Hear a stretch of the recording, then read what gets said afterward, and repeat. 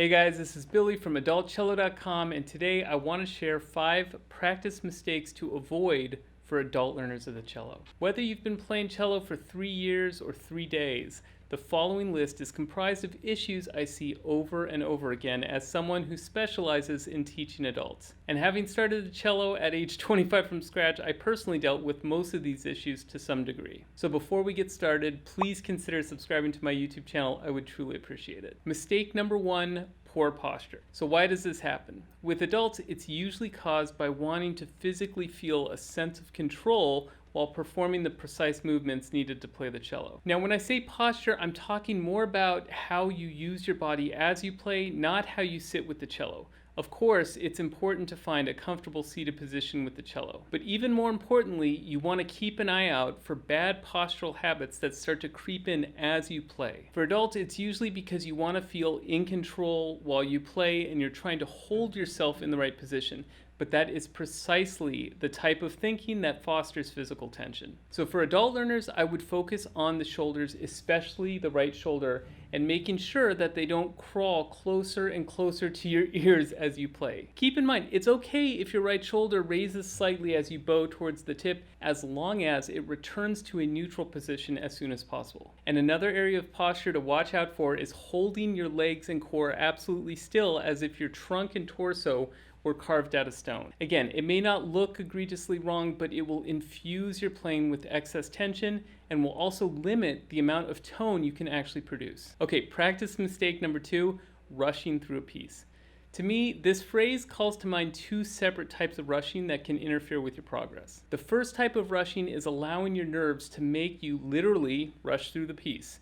In this type of practice situation, you start the piece at your intended tempo, and by the end of it, you are playing at a completely new, much faster tempo. Assuming this type of speeding up doesn't interfere with your ability to actually play the notes, it's still a major problem because almost always your playing will sound less and less musical the more you rush. There's actually an element of dark humor with this kind of issue because as humans, we tend to rush when the music gets harder technically, in part because we become more nervous. But these are precisely the moments not to rush, since speeding up is only going to make things harder to play. So the other type of rushing I would mention is not allowing yourself to work on small enough passages of music to problem solve effectively. In this case, you would be rushing the learning process by trying to play all the notes of a new piece every time you sit down to practice. This is exactly how I started my cello journey, and it was so inefficient. I would inevitably end up with some comfortable and some very uncomfortable moments in every piece, and the only way to improve was to play the piece over and over and over until my progress inched far enough along or I simply moved on to a new piece. Once I learned how to break a piece down into manageable bites of music, often spending an entire practice session on 1 to 2 particularly difficult bars, my progress skyrocketed. Along with eliminating those uncomfortable moments in the pieces I was playing, I also started to feel like I was assembling a toolkit of techniques and solutions that I could plug into other pieces later on. Don't be afraid of spending more time problem solving on smaller musical passages. It's just like Miracle Max says in Princess Bride, you rush a miracle man, you get rotten miracles. You rush your practice, you get rotten results. Practice mistake number 3, not incorporating the metronome. Practicing with the metronome is an incredibly helpful skill to develop for a number of reasons. Most obviously, it will provide a steady beat to ensure that you don't rush or slow down the music without meaning to. But more importantly, playing with the metronome will help you develop your inner sense of pulse. I've had a number of adult students who have told me that working with the metronome is just essentially an annoying distraction that makes things harder. However, whenever I observe them play with the metronome on, I always notice the same thing. They are waiting to hear the metronome's click or just completely ignoring it, instead of using the time beeps to predict the next pulse.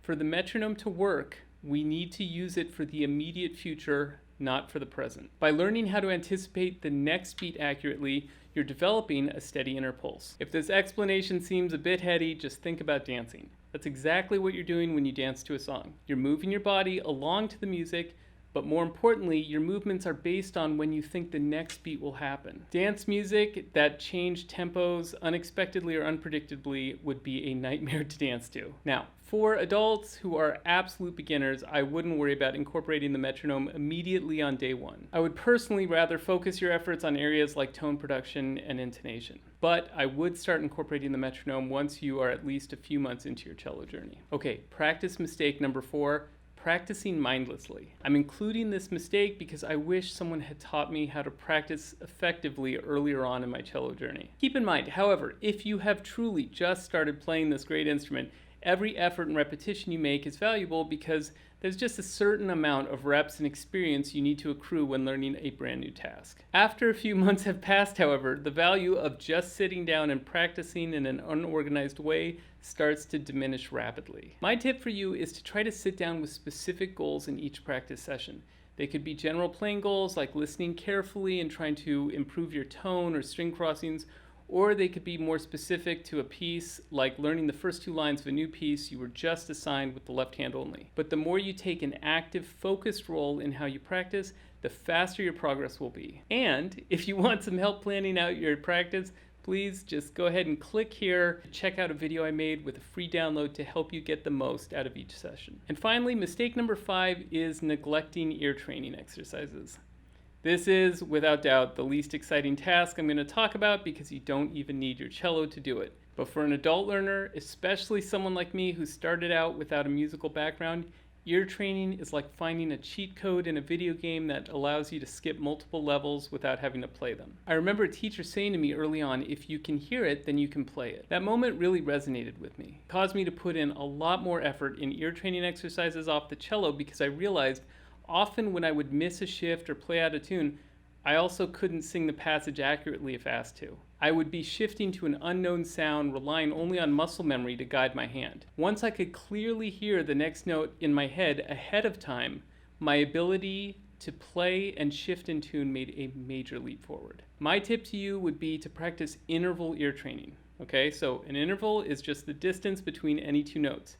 And if you can hear ascending, descending, and simultaneous intervals accurately, then it's like you already have points A and B, and now you just have to devise a reliable way to get there. So there you have 5 practice mistakes to avoid as an adult learner of the cello. If you found this video helpful, please consider subscribing to my YouTube channel, and thanks for watching.